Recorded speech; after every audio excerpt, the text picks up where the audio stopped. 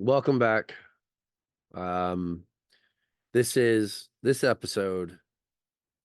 Episodes just seem like they're getting better. This is the episode that is going to open the door for us to really get to ground zero for target panic. I truly, in my um the depths of my soul, feel like we are knocking on the door of something significant. There's a lot of additional content that if you're a listener not on Patreon that you're going to miss out on. I encourage you to take a look at the Patreon page and consider taking a look at that because it's long. Like the discussion before the podcast even started was just, I mean, incredible depths of information from David Grand. So before and I'm not going to get into everything, but I'm going to tell you this. If you are an individual that has had some kind of traumatic experiences in your life and you've used archery as some sort of a therapy of sorts, because let's face it, archery is therapeutic in many ways, you don't realize the things that are in the depths of your brain that talk therapy and stuff like that is not going to help you with. Um, we're This episode is going to be a huge awakening for you, and I truly think that um David has found something that is incredible, and I'm excited to share it with you all. So excited that I am going to get certified in doing brain spotting for archers. I've talked to Mr. Grand, and it's it has to happen. I'm gonna be doing my first session here shortly, and I can't wait to report back. But with that being said, David Grand is the founder, the discoverer, the originator of brain spotting. He's a professional in neurological science. He understands the brain better than anyone. And this discussion is definitely going to open your eyes to the real reasons that you struggle with target panic, to the real reasons that you struggle with many things in life. Um, and if this hits home for you, if this episode is something, first of all, share it. Share the good word of things that are helping others. Number one. Number two, um, be honest. Be honest with yourself and your archery and your mental well-being, because this can help you. I truly think that this can help you. And it certainly isn't going to hurt you. So, with that being said, enjoy this episode. I look forward to future content, and this is going to be added into the building blocks of the mental game episode for me through the coach series as I am educated and develop more understanding on the brain and how this works and the benefits of it, and the exercises and trainings that I'm going to develop. Already started putting stuff together and working with Mr. Grand to help competitive archers be the best version of themselves on the shooting line. It's all going to be accessible through Patreon. So, with that being said, enjoy this episode.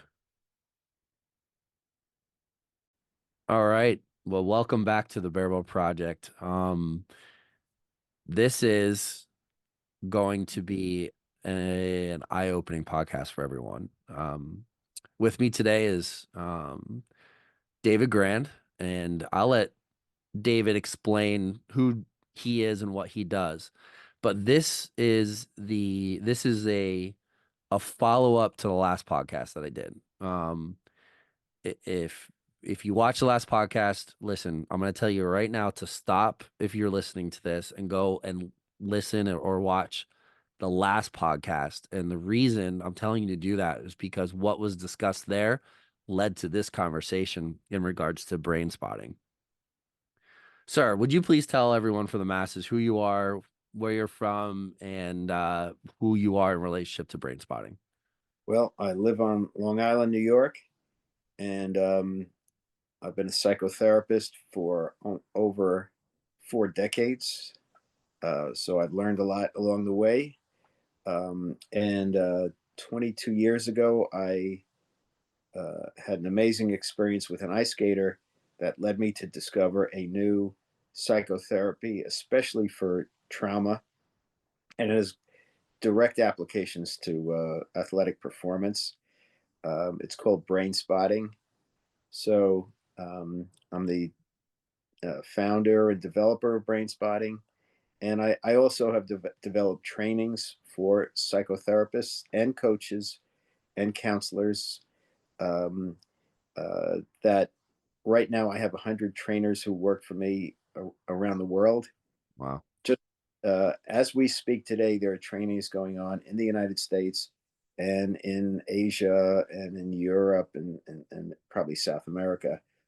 So it's spread. It's very widespread, and it's called brain spotting, and it makes use of eye positions. We call them relevant eye positions, which the visual system reveals literally where things are held deeper down in the brain, in the deeper brain, and they're where they're held and experienced in the body.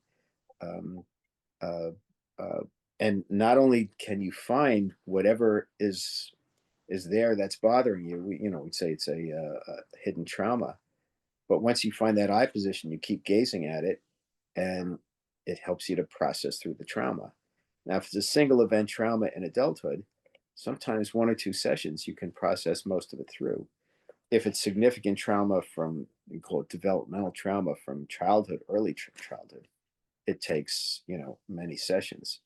But uh, I also have had an interest in sports all my life. I've always been a someone involved in athletics and also a tremendous sports fan across the board. So I've been involved in applying brain spotting to all the different conditions that athletes experience, uh, including, on the one hand, blocks and performance anxiety, and on the other hand, what we call performance expansion, where literally you can take a person who's at a high level and help their nervous system to liberate itself to go to an even higher level. Um, uh, the the sport of barebow is direct to what we do, because literally you have a target and you have a an aiming device towards the target, and your success or failure is based on the degree to which you're able to aim accurately and comfortably and confidently. So brain spotting, it's like it's almost related, as a sport, to brain spotting as a healing modality. So there you have Well, we can't just end the podcast that way. it. Um, so just for because there's gonna be a lot of people from different walks of life are gonna listen to this. Can you explain what psychotherapy is first? Okay.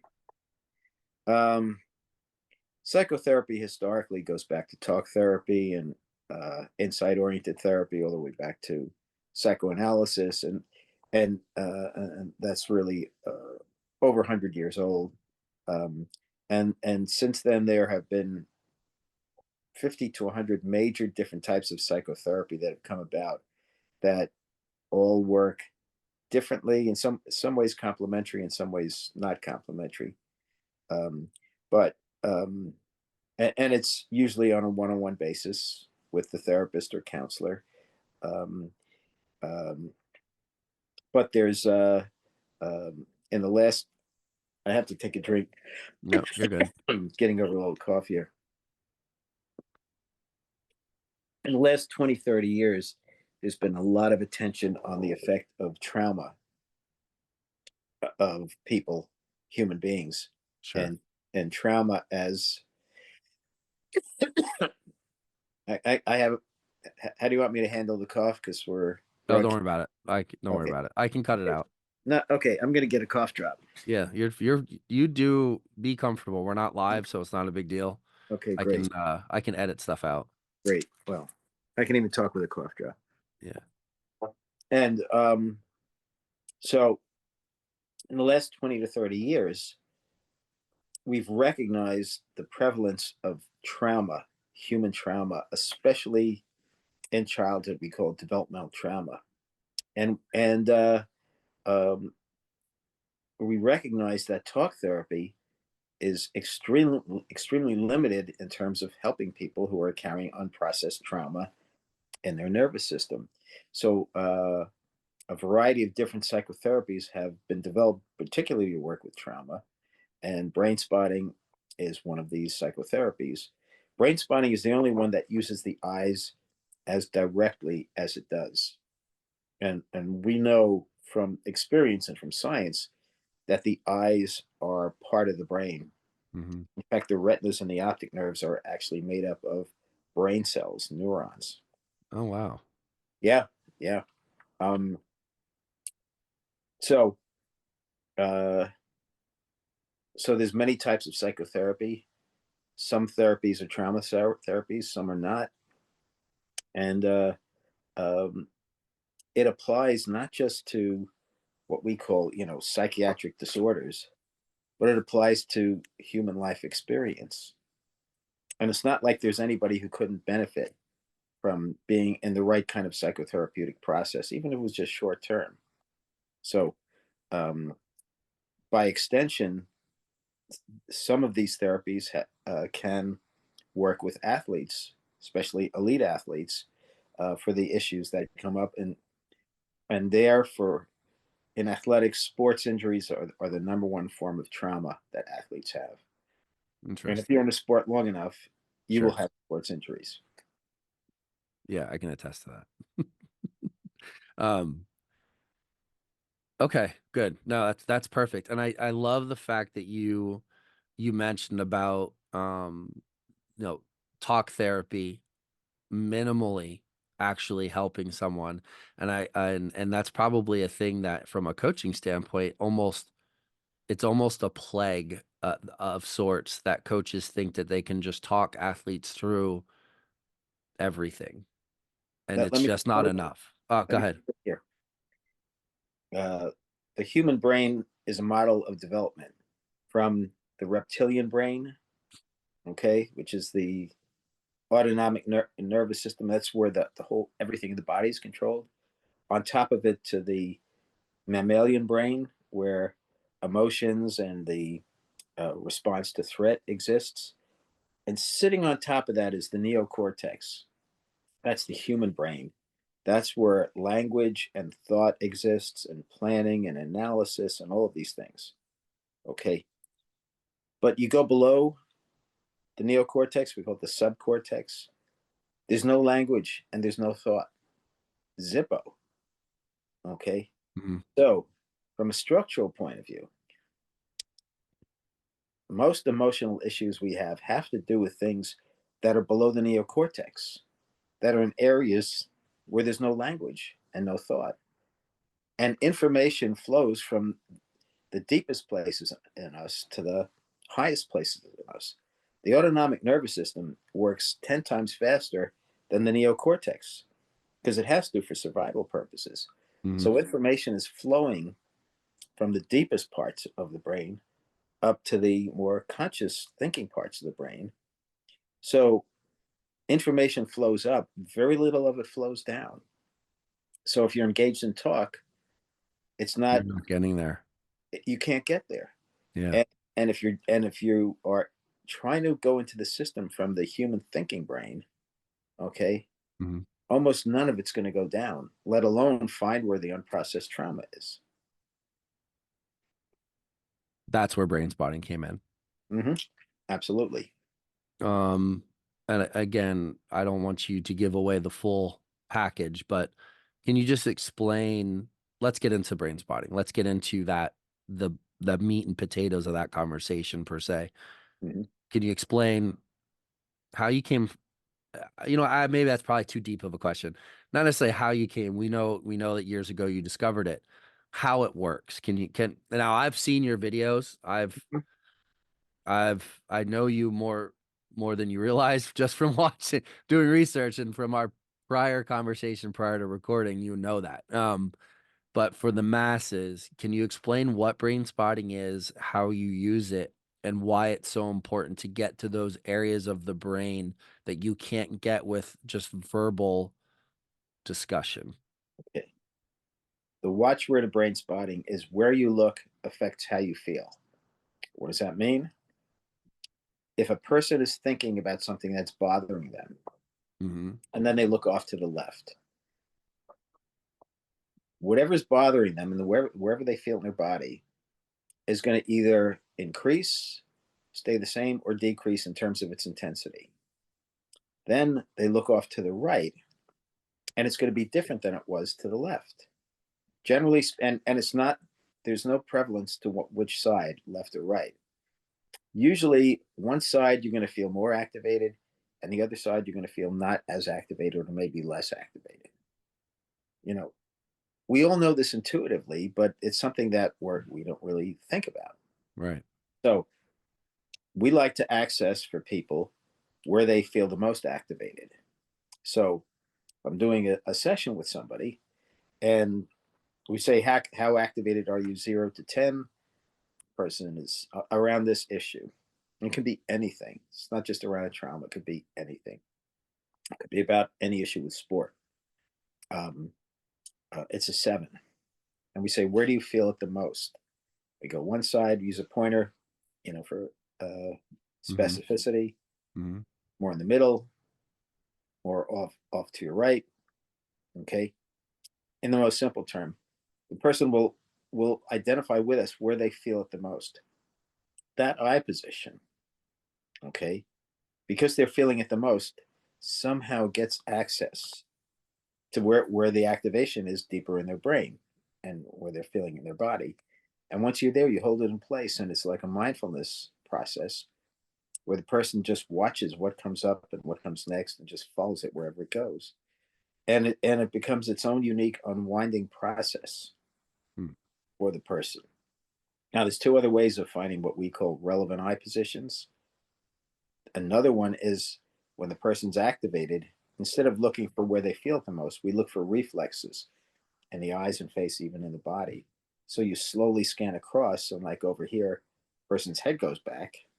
You know there's something in that eye position. You go over here, and the person just comes forward. You know there's something there. You go over here, and then the person starts blinking like this. You know there's something there. Huh. And you hold it in place when you see any prominent reflex of it, and the person, you guide them to just process whatever goes on.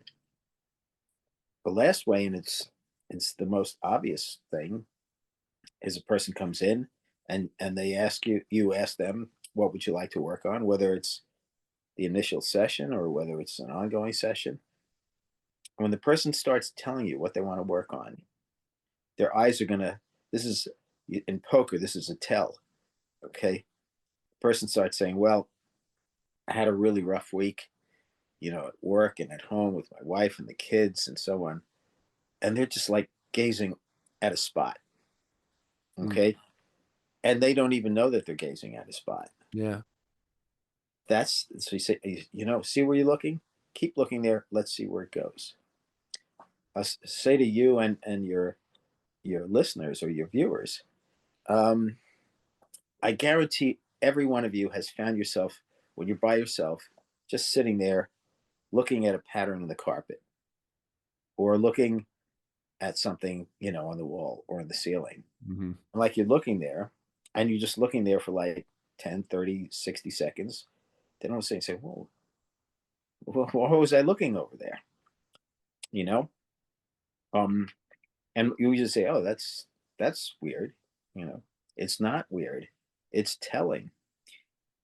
That eye position that you went to intuitively, spontaneously, gave you access without any conscious thought or intention to some stuff that was relevant to you, or that might be active for you. That's why that happens. Hmm. So these are the three different ways that we find the eye positions. Now, with athletes, sports is so much about the visual processes, and it's so much about orienting in space that uh, it lends itself to working with the visual systems based on these three types of eye positions, and in particular with Barebow. I mean, that's what it's all about. Hmm. Okay, and you know what? I've never thought about this specifically, so I'm glad that we're here talking and making some connections. If you have some real bad experiences in your sport, okay, that eye position is going to carry. Or in your life. When you no, well, I'm saying very specific here. Oh, okay. Okay. Okay, is the target. You know, most sports, whatever target there is moving. You know, most sports is based on Right. whether it's soccer or basketball Right. or Right. Right. whatever it is. You know, but target sports, Hmm. okay, are based on a particular spot. Hmm. And if you have some bad experiences in your sport on that, okay, that eye position is going to start to get loaded up with those bad experiences. And if you have target panic, you're getting traumatized by the target panic. It sort of feeds on itself. Hmm. So it very much is relevant to this, and brain spotting can help to sort of find and process and release whatever the traumas are. And of course, when we had a previous discussion about this, Hmm. every trauma is a re-traumatization going back to our original traumas, which can So mean that. like a if, and I say this, I don't know if it's a correct term, but like if you have a marker in your brain from trauma and you have more trauma on top of that, it just emphasizes the previous trauma and it just makes it grow. Well, let's look at it neurobiologically. Okay. If a 3-month old has a terrible trauma, you know, her mother gets sick and has to be in the hospital for a month, and her primary caretaker she's totally connected to disappears for one day, and it's an eternity. But a Right. month, it's like the in the most primal way that little being believes she's gone and she's never coming back. Okay, and then the mother recovers and she comes back, and then they go on from there. That trauma is imprinted deep in the nervous system. Okay, Mhm. but let's say she has a trauma when she's six years old. Let's say she's in the family car and they get into a car accident. The car rolls over. Mhm. You can say nobody was hurt, but let's say that just happened. Sure. You know, um, that's another trauma. But that trauma gets networked into that earlier 3-month old trauma. Mm. Okay, Mm. in the nervous system. Yeah. It's not by meaning, okay, or by story. It's physiology. Yeah. Okay, so now you have two traumas, and it's really and it's more complex than this, but as complex as this sounds. Now she's a 14-year-old, you know, and she's playing soccer, and she gets blindsided by a really aggressive girl. Hmm. Takes her out from an angle she didn't even see her coming. She hit, she gets a dual injury. She hits her head on the turf, so she gets a concussion and whiplash, and she has an ACL tear. Okay, Funny well, story. My son just had an ACL tear and just well had surgery like 2 weeks ago. really, no, well, like a kid there. Yeah. Um, uh, so that's a multiple trauma, Yeah. but it gets networked into the 6-year-old trauma of the car Mm. accident. In fact, the sense of like being thrown off like that even feels like the accident, and it's networked into that 3-month old trauma. Now, the person's an athlete, and then they have some traumatic experiences in their sport, okay, such as sports injuries, significant sports injuries, and sports failures or sports humiliations. That sports trauma gets networked in to all those earlier traumas, and the person doesn't even know. The person will Mm. have no awareness that there's anything going on or any connection. They probably don't even remember the 3-month old trauma, but who knows? Maybe the six-year old trauma. You know, it's all loaded up in the nervous system. The Yeah. eye positions are ways of finding the lost, dissociated, we call it blocked out unprocessed traumas deep in the nervous system, and it can help the nervous system to process in the present what it wasn't able to process then. You hit a key word there. You just talked about processing in the present, and from a coaching standpoint, as a archery coach, I talk about, and it's something I learned from my mentor coach. I talk about present process thinking, being in the present, not thinking in the future, not thinking in the past, being in the present. So that kind of has that. It's a little bit of a full circle thing that shows the connection from archery to what you're talking about from your side of the brain spotting and psychotherapy and stuff like that. But um, sorry, I just want to interject that because it's a very important aspect of being a competitor and not worrying about winning, not worrying about the next, the arrow that you shot that wasn't good, where you had a blow up. We call them blow ups, or there's multiple terms that are used. You get to the middle and you just go, and it just doesn't go good. You know, is Well, that let me jump into Go this. ahead. Go ahead. Yeah, have It's at it. every sport, but I can ascertain certain things. Um, Timing in sports is everything. I imagine timing in barebow is everything. And Archery in general, it is, but yes. Yep. when I say barebow, I'm talking to you. This I is your, gotcha. Yep. Yep. Yep. so we'll let it apply out. There's either now, if you feel unsafe and you want to escape, okay, you're going to be inclined to act too soon. Right. You're going to release the arrow too soon with Yes. no thought whatsoever. The opposite is if you're afraid of where that arrow is going to go, and that it's going to be a poor shot. hmm The reflex is to hold on to it too long. or get rid of it right away before you Well, even. that's what I'm saying is it's either letting go too soon or holding Yeah. on too long. Yeah. Yeah. Yeah. Yep. And that's the fear survival mechanism, just uh, playing itself out in those circumstances there. Yeah. Uh, so another thing is part of trauma is being in a free. Just a reminder, I'm interrupting this podcast for a quick request that if you're enjoying it, if it's good, if you're getting good information to help support the Barebow Project, check out our online store. We got some awesome hoodies, hats, beanies, all kinds of stuff on the Fourth Wall store in the comments. It's links in the comments. And we have our Barebow achievement pins as well. You can order those, get them shipped out. Just a reminder, I got giveaways coming, a bow band, and some tuning forks on their way. Freeze state, Mm-hmm. okay, and mammals and humans come out of the freeze state, or their nervous system tries to get out of it by shaking, okay. And usually, if you see somebody who's on a highway and they're standing next to their car and the car's upside down and they're standing there shaking, we feel sorry for them. That's so pathetic.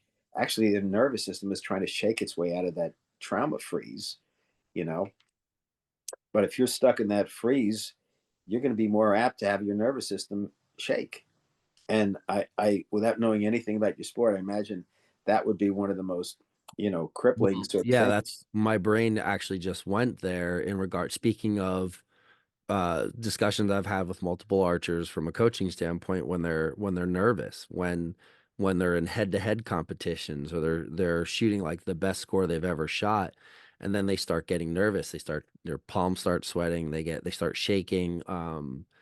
The target panic then comes right back in because we're we're exposed to those feelings, probably some more than others. Mhm.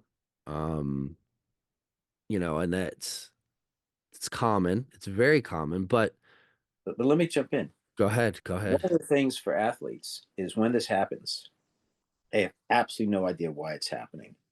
It comes out of nowhere, Yes. or it Fact. seems like it's coming out of nowhere. And that freaks the athlete out. It's like, am I going crazy? Am I losing it? Whatever it is. Yeah.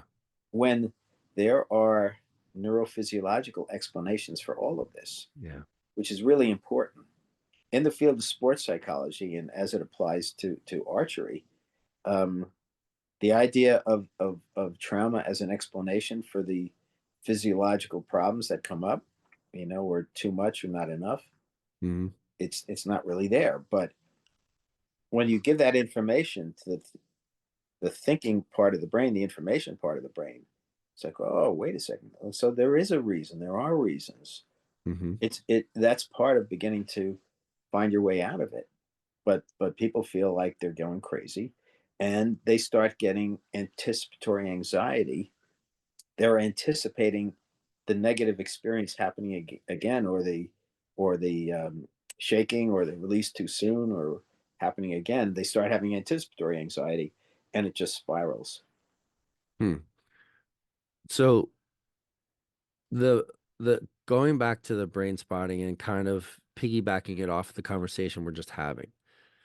So doing the brain spotting, do you do it numerous times to help um not alleviate, but maybe rewrite that part that makes people uncomfortable?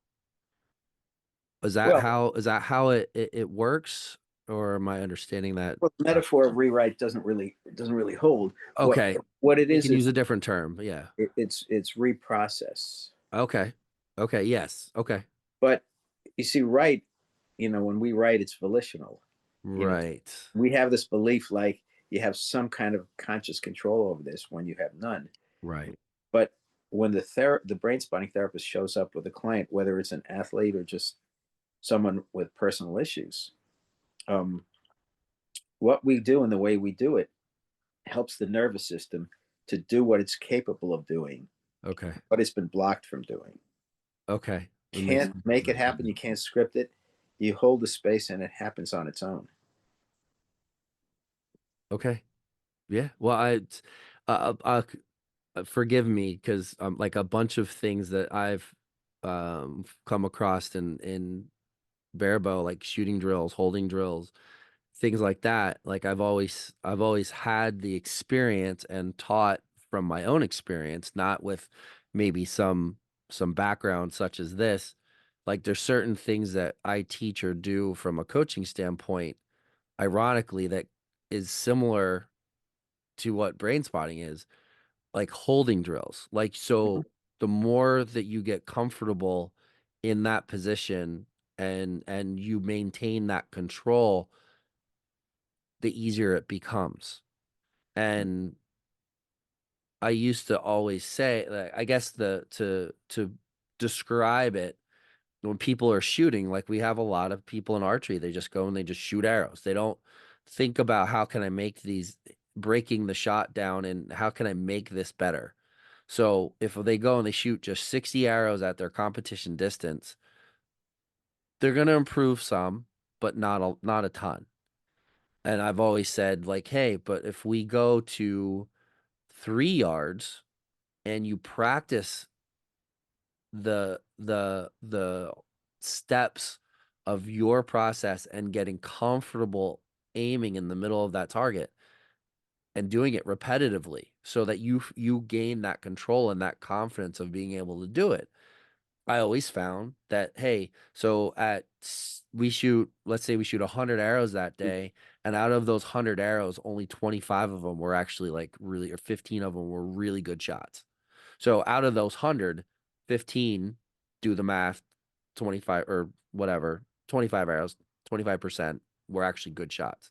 But if, but if you go and do 100 of those aiming drills, or you do 100 of whatever is prescribed that day, and you're doing those all correctly, there's going to be more carryover to your training by doing that the right way multiple times over and over and over again. And in some capacity, when you're if and we're talking about the eyes here and the position of the eyes and that location, it's almost similar to brain spotting in some fashion. This is me processing all this, so forgive me if I'm wrong, you can correct me. Because you're in that position and being comfortable in that position and you're processing through that position repeatedly and intentionally, Hmm. not realizing that, hey, you're actually reaching, and I guess you're reaching a part of your brain that you can talk someone through target panic as much as you want, but you're actually reaching a part of your brain when you're doing that that's making you better. Yeah, Is that all? Okay. So I'm it's processing this correctly, right? right on. Whew. like like I said to you prior to recording, the initial conversation with Courtney in the last episode rung a bell for me, and I was like, okay, because I've always had these. This has always been my theory. I had no backup and no research. It was just a theory because I know it helped me. Like I know that in Olympic weightlifting, if I needed to be better in the overhead position at the bottom of the snatch, I needed to be really strong in an overhead um, uh, um, squat. I needed to be able to squat overhead, and I Mm, needed to be comfortable at the bottom all the way to the top so that in the snatch movement itself, I was strong coming out of the bottom of the snatch. mhm, And like and that's so this is all, that's all stuff that I learned coaching a completely different sport. And it always made sense to me. Like, hey, well, if I want you to be comfortable full draw, you need to learn to be comfortable full draw. And if you want to be relaxed at full draw while under tension, you need to fix your form. If your form's mm, crap, it's not going to be good. Or I should say optimally it should be better, but there's people who defy that all the time. However, if I lose you, I apologize. I'll we'll just whatever. People who maybe don't have great form, they might be in the sweet spot of their brain while they're aiming, and that's why that doesn't affect them so much. yeah, absolutely. They just are plumb lucky. Yeah, yeah, kind of. Yeah, I guess you're right. I'm sure they have trauma in some fashion, but But where that I'll trauma tell is, you, the sweet spot is complex. okay, explain. Okay. It's not like you're either in the sweet spot or you're in the bad spot or the half and half. In that sweet spot are still some traumas Okay, that sooner or later can come out on that sweet spot, and that sweet spot can begin to get sour.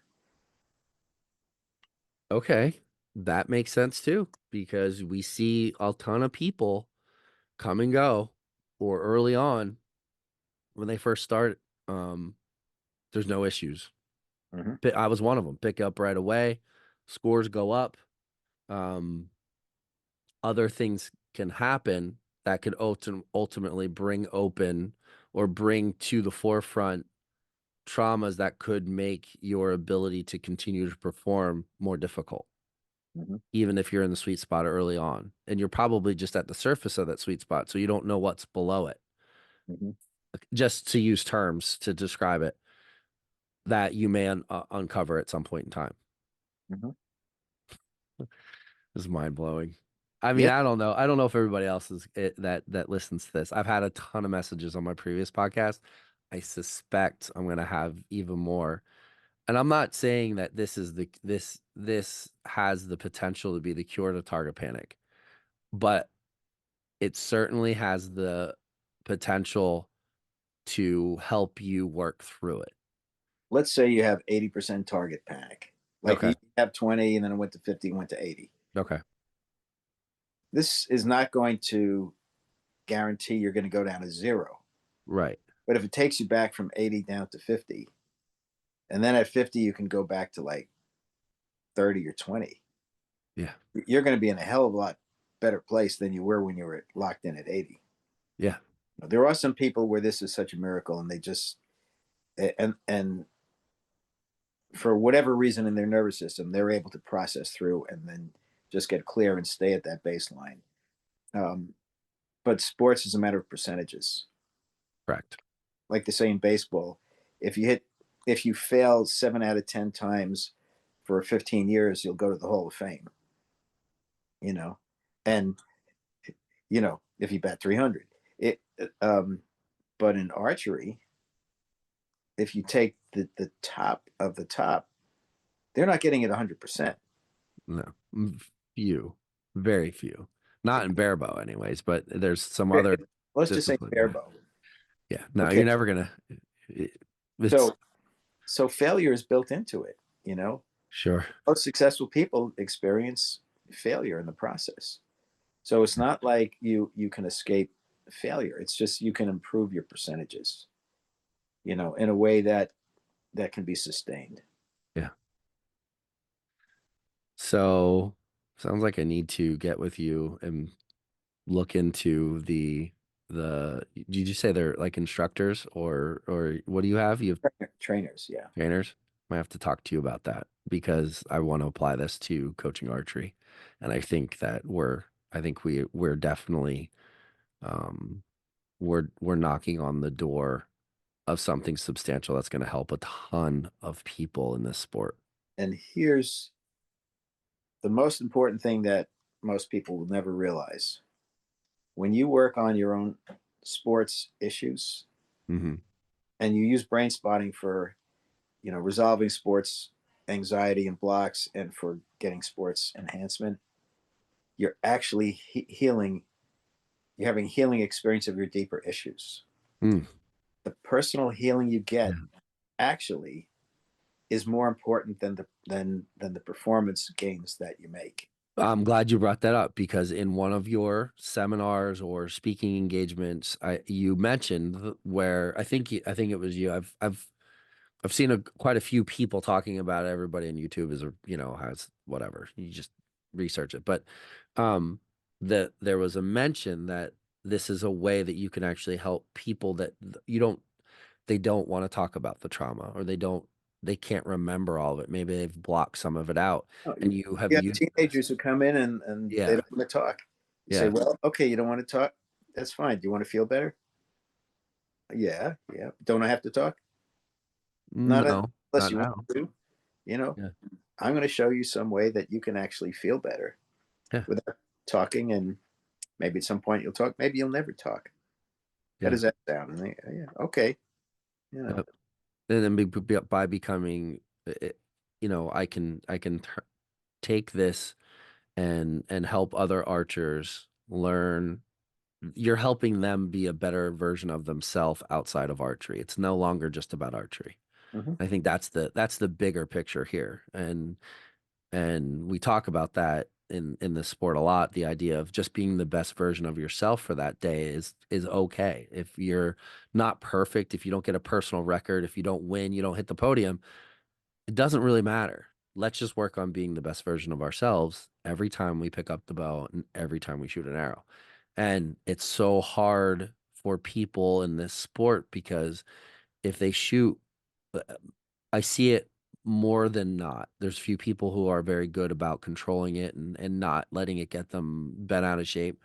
But like if they have a bad end, we shoot 3 arrow ends. They have one bad end. They can't pull themselves out of that mental hole to get past that one bad end. And it just train wrecks the rest of their round that they're yeah. By the shooting. way, it's not mental. Oh, It's sorry. neurological. It's neurological. Yes, Okay. I Because you know apologize. why? If I asked you, well, what is mental and where does it exist in the human brain? You wouldn't be able to answer that. It's one of these things of psychology. We have these things, the Um, mind and mental, and instead yeah, of the heart, the wiring. You know, yeah. you open up the hood and you look in and you look at the wiring.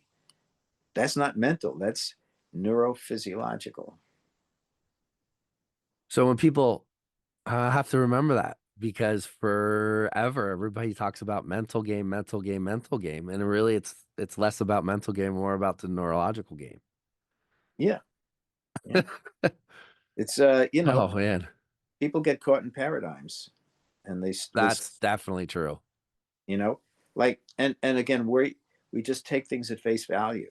You know, when I was in graduate school and the teachers were talking about the mind, okay, so I had this question in my head. It's like, well, where is the mind? You know, it's a concept. And I asked the teacher once, "Where's the mind?" And they looked at me like I was crazy.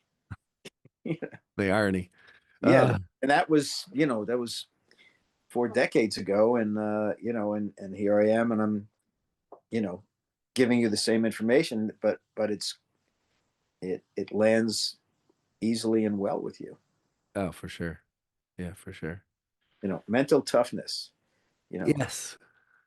what's that? Um, by the way, as far as well, how long a person needs to do this work, that's like somebody going, to start off in a gym, and they say to their trainer, "How many times do I have to come to the gym to really get the body I want and all this stuff?" The trainer's going to look at them like they're crazy. Yeah. Can I do it in 2 or 3 times here in the gym? You know, um, athletes, true athletes know it's a matter of repetition. So um, if you're just looking like for an escape hatch, well, if you're lucky, you'll get it.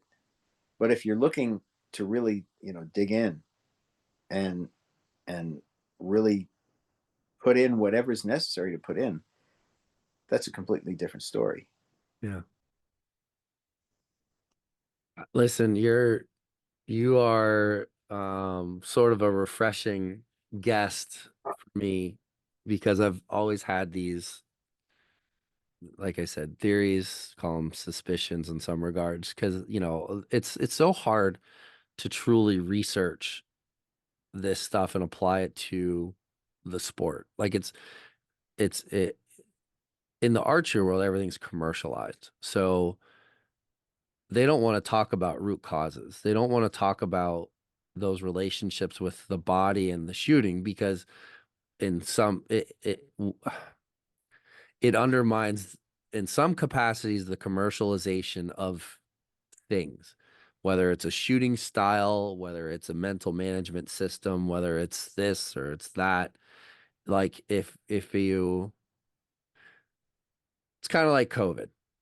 You can you get COVID, but if you are in really good health and you take care of yourself and you take care of your body, the best thing you can do to survive COVID is be healthy and take care of yourself and do what you need to do, as opposed to being 200 pounds overweight, pre-diabetic, and whatever else. It's so because what happens is, well, hey, I have a cure. Well, and I'm not going to get into vaccines and stuff. I'm saying, but we can give you a vaccine and you'll be good, or we can give you this medicine and you'll be good, or whatever. But instead of just telling, it's like the food pyramid. Hey, here's this pyramid that we went on by for years, but guess what? It's leading to an overweight society and whatever, as opposed to, hey, no, you probably shouldn't be eating all that. You should really do this and take these supplements and drink this amount of water. There's a commercialization to, hey, we don't want to talk about the real problem. We just want to talk about the problem that we say that we have the cure for, so that everybody thinks they're doing better and they're really not. Yeah. That's outside of this podcast. Sorry, that was a wrap. No, what you're saying is a lot of these people, have find success with good marketing. Yes. Okay, as and like people go for marketing, even if they don't get the results. They keep on buying into the marketing, or Yeah. saying, "Well, maybe there's something wrong with me with this great program." Um, there are some phenomenal uh, health and healing things out there Sure. that don't have much marketing, and people don't even know about it. And for some reason, if somebody stumbles across it and you put it in somebody's hands, unless it has that sheen to it, it's like, uh, uh okay, let me see about that. I'll get back to you. It's unfortunate. Yeah. It's one, It is. It that is. into politics or economics, but it's one of the problems in capitalism. Yeah, I mean, I guess also at the same time, though, in some capacity, like they're still helping people, so it's not a bad thing. I just don't think in whatever topic we're talking about, not just archery, if you're helping people, it's a good thing. It's not a bad thing. Hmm. Um, but you're not really getting to the footer of the problem. You might be at the foundation, but you're not at the footer of the problem. Hmm. And that's where, for example, the footer being the area of the brain that we can't get to without doing exercises like brain spotting, Hmm.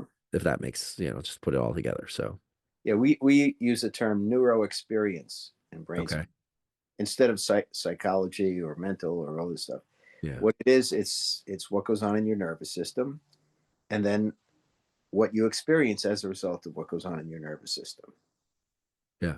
Yeah, we try to just use the words that match and the concepts that match the structure, Sure.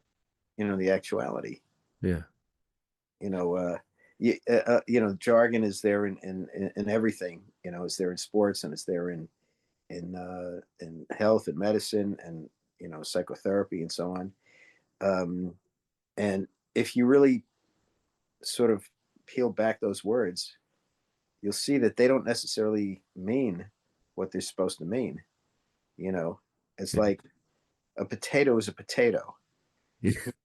And if you're talking about it, you're best off calling it a potato instead of like this kind of object that, has this color and goes in the earth and whatever. It's a potato, you know, Uh, and all this, like mental toughness, yeah. you know, what that really is talking about is the human capacity for resilience and adaptation. Yeah. Okay. Yeah. Okay. I've actually heard that before, but yeah.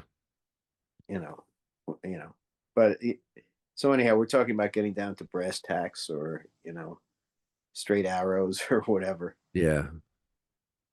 Yeah. Yes, we are. And we've done that. And um, yeah, I am over the moon with this conversation, David. It feels good to hear from a professional, the professional. You're the root. You are the start of this.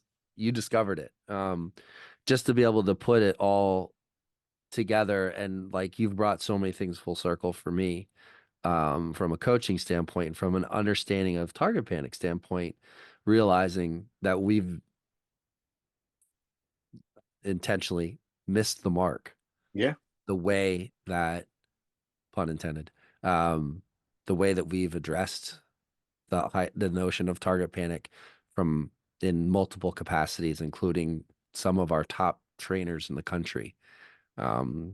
Focusing on this and focusing on that. And in reality, we should be addressing it from a neurological standpoint, not the other stuff helps, I guess, but that's not really the thing that we need to work on. We need to get to the area that we can't get to, and provides us an opportunity to do that. Hmm. Wonderful.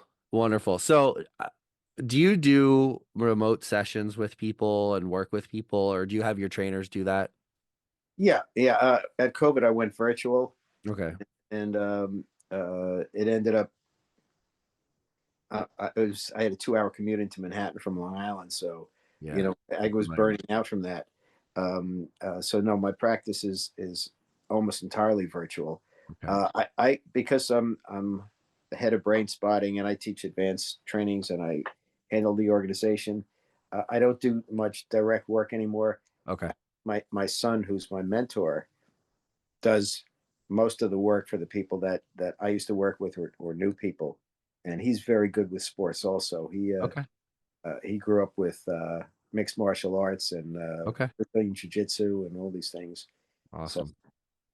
so uh, anyhow, and I supervise him directly to take him from a high level to an even higher level. Amazing.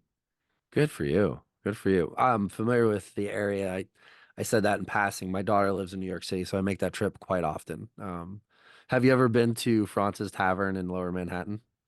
Uh, It's I the it's a museum. It's the oldest building. It's where George Washington said his farewell speech to his soldiers and stuff. it's down in Wall Street area. You know. Yes, it is. Just Uh, I uh, I mean, I was never in there, but I went by she it many she's a times. singer and that's where she works. So like we're in the city often.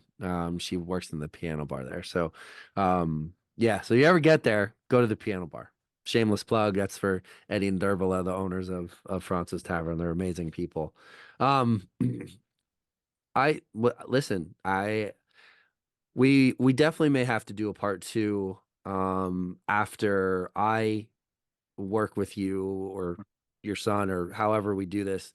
I'm interested in being involved more to help archers because I think I think we are knocking on the door of something significant, and I want to share it with as many archers as possible. So, Mhm. um, so we'll do that, sir. Thank you so much. I, Brainspotting.com is your website, I think. Brainspotting.com. Yeah. I want to say to you, um, this is like how things work. Y- I think you contacted me through the website like 2 days ago. Yeah, Okay. And here we are 2 days later having this, incredible podcast conversation. Um, you can make things happen in this world, you know? you can. Yeah, you can. I mean, that's how the podcast started. The podcast was just a bunch of friends trying to share as much information about it. And then before you know it, like I've interviewed some of the best archers in the world, barebow and otherwise. I've compound archers, like we've built relationships. Whereas for years, barebow, like I said to you prior, like we're kind of the redheaded stepchild of competitive archery. But you start to meet and talk to elite level, Olympic level archers from multiple countries I've interviewed across the world, and they get to know you. And then, you start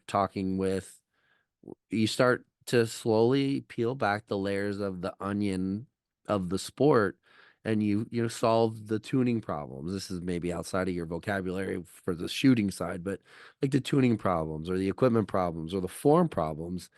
And then there's the mental problems. And um then that leads you, well, hey, I guess solving the mental problems really isn't, it's not really the problem. It's deeper than that. And then things come up. And this came up because of my own personal life. It didn't come up because of, it was me being transparent about my personal life that brought that part of the conversation up.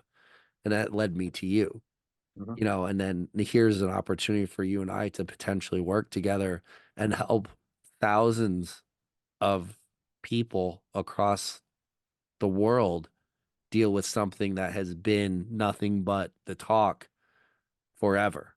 Mhm. And, you know, that's a big deal. Yes, it is. It's a big deal. When you can help other people in a large capacity, that's a big deal. And that's what we want. That's So, what we're here for. yes, we are.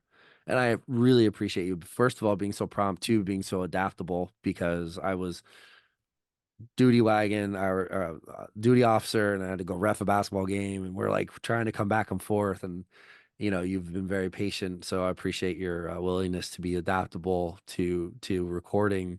I wasn't even sure we were recording today. We opened it up with just a conversation, and that conversation was, you were just like, for somebody who's only learned about this a short time ago, you really understand this very well. And I was like, well, that makes me feel good, because that's all I've looked at for the last week, Yeah, um, or whatever. So yeah, hey, destiny happens in some fashions. I can't explain it, but here we are. And I hope that we can grow this opportunity for all the listeners and whoever else. So absolutely. anything else, sir, before we stop recording?